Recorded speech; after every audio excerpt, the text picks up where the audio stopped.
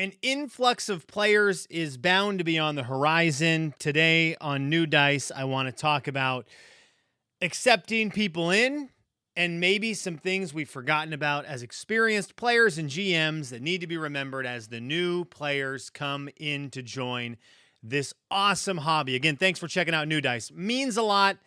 Like, subscribe, do the thing, comment below, blah, blah, blah, all that cool stuff. I appreciate it. Thank you to the people who have subscribed and who have watched the videos. It's been really cool.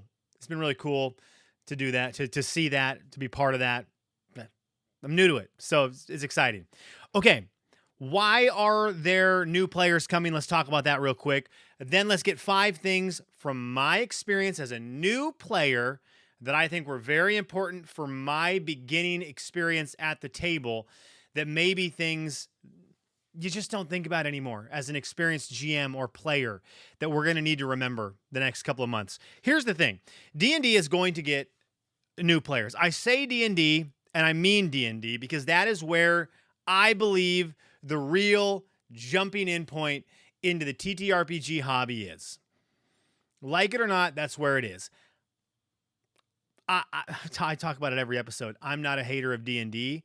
I love what it is. I love the game. I love that it is a great entry point for people. And just like I did, there's going to be a ton of people who do the same trajectory. You get into D&D, you play D&D, and all of a sudden now you're on Discord. You see certain creators that you like. You go to their Discord. You see them playing other games that aren't D&D. And your horizons are broadened. Next thing you know, you're on EN World, and you are just, you don't even remember what D&D is. You're into other stuff. But this is the way to open the door for people, okay? So I do talk about D&D that way, and it's going to be important this fall because a lot of things. Let's break down why this is going to happen. First of all, fall is coming. Winter is coming. And with that, the end of summer means people are going to start coming back inside. For a lot of people, myself included, it's going to get colder. It's going to get darker earlier. Fall, winter lead to more indoor activities for the most part. And one of those indoor activities is playing games. And it's going to get people around the table. The game they could be playing is D&D. But it seems easier to get into this as fall and winter come around. So there's one thing. The big reasons are this, though. D&D has a starter set coming out. New starter set for the 2024 edition. It's going to be in mainstream stores. Wizards of the Coast did an amazing job selling a product, or they're going to be selling a product that looks like a board game. It's brilliant by Wizards of the Coast and D&D. Brilliant. Because it looks like a board game. And there's so many people who don't understand this hobby, but may have heard of it and think sounds kind of unique, but it's overwhelming to go to a store and see a box that looks like something you're familiar with and go, wait a second, is D&D a board game? I can do this. Such a smart move. It's going to sell. It is going to get people into this hobby, which is cool. Stranger Things is coming out. 2-parter for this one. They're coming out with the final season. Everyone's excited to see what happens to the gang out there. And all eyes are going to be on Stranger Things. The record shows every time Stranger Things comes out, D&D spikes in sales and people playing the game. So that's happening, mixed with the fact that there is another starter set that is Stranger Things themed. Also looks like a board game, looks very approachable. Those 2 starter sets mixed with Stranger Things coming out is so huge for this hobby, and people trying to get into it. It's going to open a lot of doors. It's going to get a lot of people trying this out. And then, of course, Critical Role Campaign 4 is going to start in October. It's hard to be around the pop culture world without noticing the actual play community, without seeing things like Dimension 20 selling out Madison Square Garden, hearing about the Critical Role cast and what they're doing, seeing Vox Machina, their cartoon on Amazon.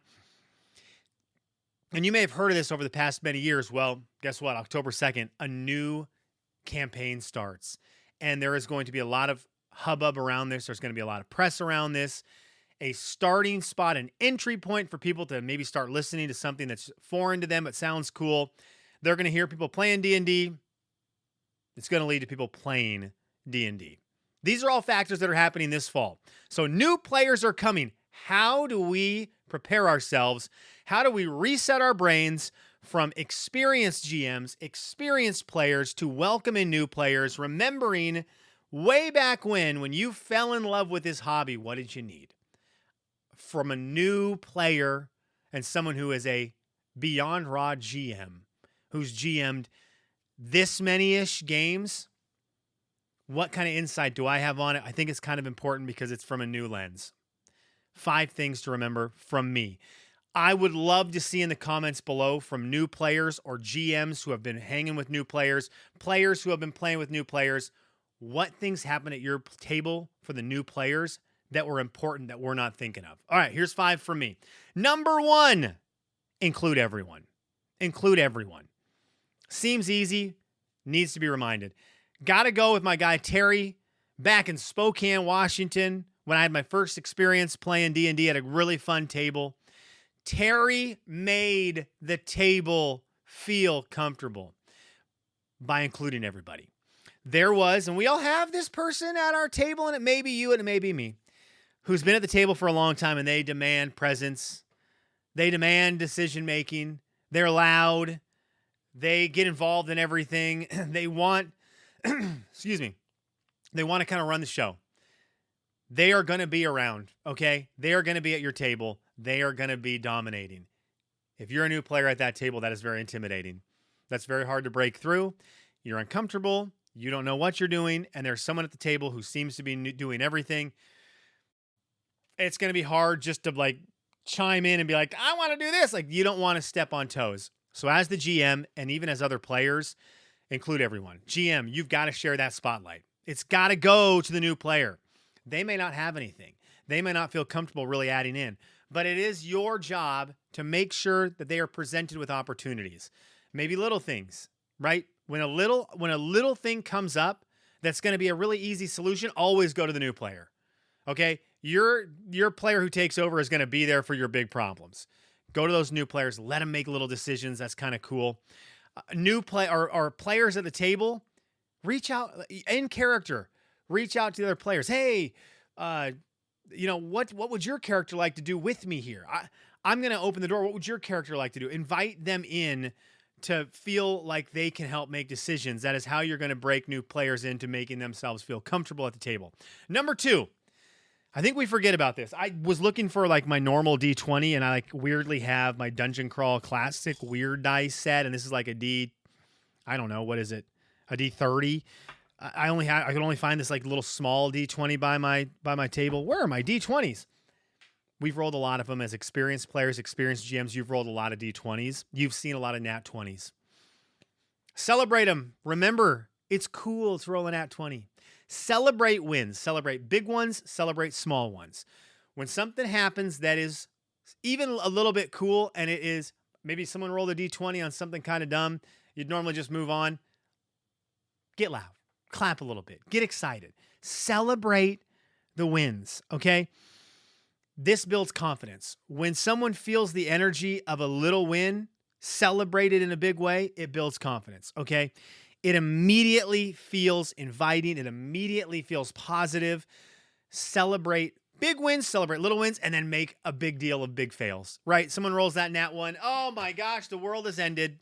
How are we going to advance? It brings the table together. It brings the mood up. Celebrate wins, big ones, small ones. Number 3, be flexible and reward creativity. Now, sometimes this leads to a spot that can be tricky at your table because it can mean bending the rules. I think most tables have your homebrew rules. There are rules you don't follow by the book, but the player's handbook, which is underneath other books, and I don't want to grab it right now. No, I do want to grab it. I want to grab it. I want to hold. This book right here is kind of thick. This book right here is kind of intimidating. There's going to be a lot of people at your table who have purchased it for the first time. And it's a lot. And they're not going to know everything in it. And so when they come to the table, they're going to be skeptical because they don't know what they can do. But eventually they're going to try something. And refrain players, GMs from being the person who's like, you get a move, a bonus action, and an action. You don't get 2 actions, and you're trying to go 40 feet. They'll get there. But in this moment with new players, you got to let them have it because they're trying. And let them do it. The funny part is there's going to be the min-maxer at the table who's going to be like, you can't do that. I'm about to I'm about to move 5,000 feet because I have the right boots and I took a potion of massive movement. That's not real. I'm new. And I also I'm going to do 50,000 smite and 1 million damage legally under the rules. And they're going to be frustrated when you bend the rules potentially for someone. The person you're bending the rules from is probably going to do a move that does 10 damage.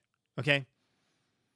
But you got to sell it like it's a big deal. You got to celebrate that they're doing something fun, doing something cool, because that's what's going to keep them wanting to come back for more. That's going to give them that taste.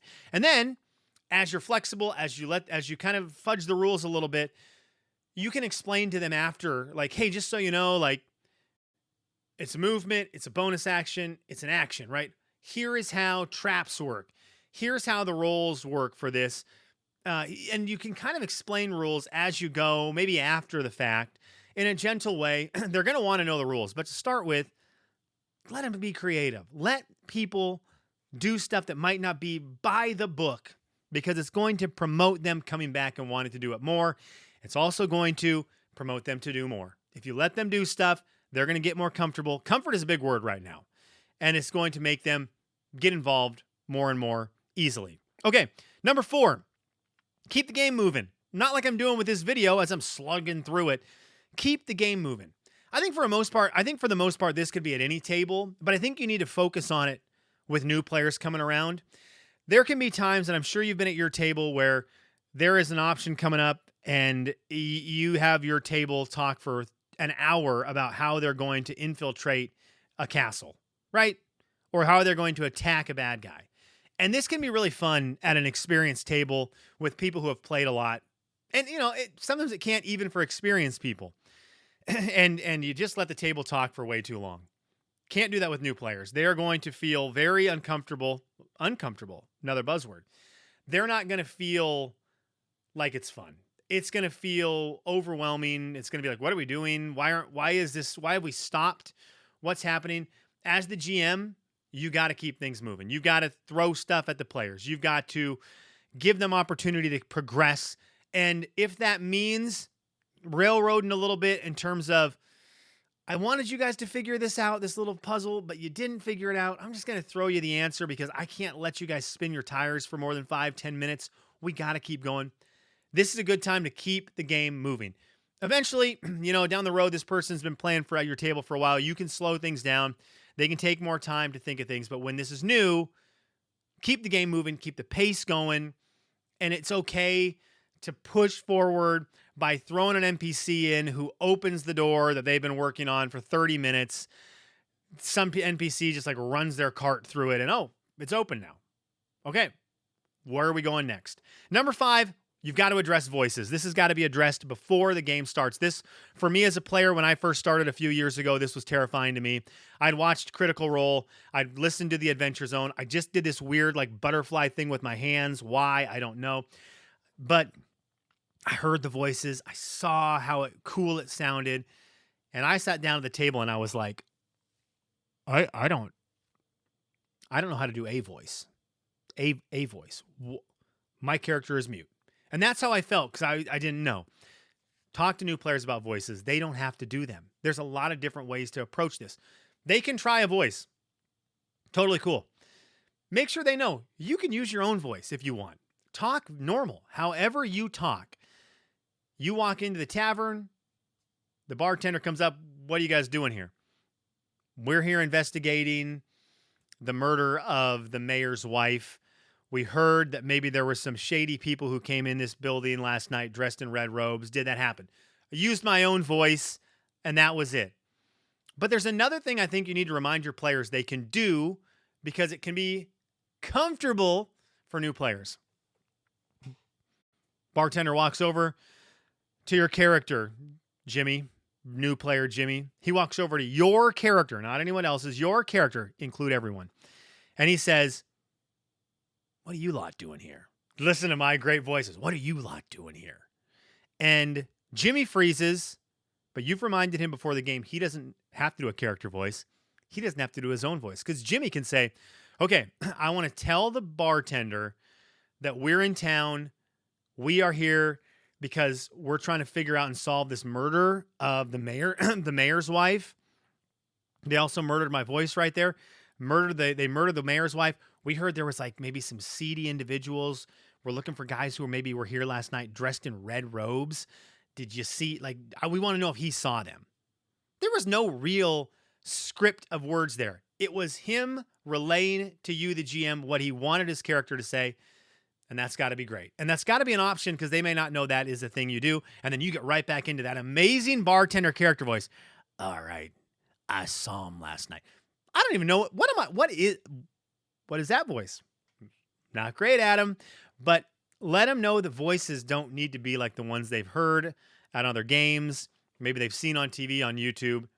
There's a lot of different ways to communicate in D&D, and they need to know those things, I think, before the game even starts. I think those are the 5 things for me. Get in the comments. What other things do we need to remember in this community as we welcome in new players? We try to get them hooked into this hobby, and we try not to scare them off as they're coming in. What are some more things we need to be aware of? I would also love to throw this out just in general. This is way different. Boop, boop, beep, boop, boop. Moving forward, that, tie it up, wrap it, put a bow on it, ship it off to the North Pole, wherever you send presents. Next thing, and the thing I wanted to end with, outside of like, subscribe, do all those things, I am someone who is newer to playing TTRPGs, brand new to GMing, brand new. If you couldn't tell by my bartender voice, I don't really know a lot about, I'm not great at the GM part. I want to get better at it. If you're in this community and you are somebody who is willing to help a guy learn, this game right here, D&D, Daggerheart, I've got the book over there somewhere. Dungeon Crawl Classics, I've got the book here somewhere. Land of Eam, a game I really want to play, I've got the books over here. I want to start GMing. If you are willing to spend 2 hours someday, some night, with 2 or 3 other people and me, and let me try to run a game and try to have fun with it. We will have fun. We laugh a little bit, do the thing, and then at the end be like, okay, here's what went well, here's what didn't go well. I would love it. I would love the opportunity to try to get out there, GM, in a safe space where there's not crazy expectations, and we could just have some fun playing games. Maybe it would be able to, I could DM a game like Daggerheart. I'm excited to DM Daggerheart. Maybe that could be a game you want to try. I want to GM it. Put something in the comments. Get a hold of me. I'd love to run a game for you. I'd also love to learn how to work Roll20 or Foundry or any of these VTTs. I'd love to do that. Eventually, I want to host games in person, but that does you no good probably right now. So let's try to get online and play. Thanks for watching the video. It's gone on too long. Welcome the new people. Let's not be people who sit here and talk trash about D&D and scare them away. Let's welcome them in. Let's realize this hobby is super fun. That yes, you hate D&D. I don't. I love it. But you hate D&D. Oh, the worst. Let them love it for a second. They're going to find EN World. They're going to find the Discord channels. They're going to find the YouTube channels that get them liking all Shadow Dark and all the games that you like, that I like. And they're going to find it. They're going to get there. And then they're going to join you and they're going to play Daggerheart with you. And then you're all going to min-max and make the GM mad. It's coming. All right. Thanks for watching.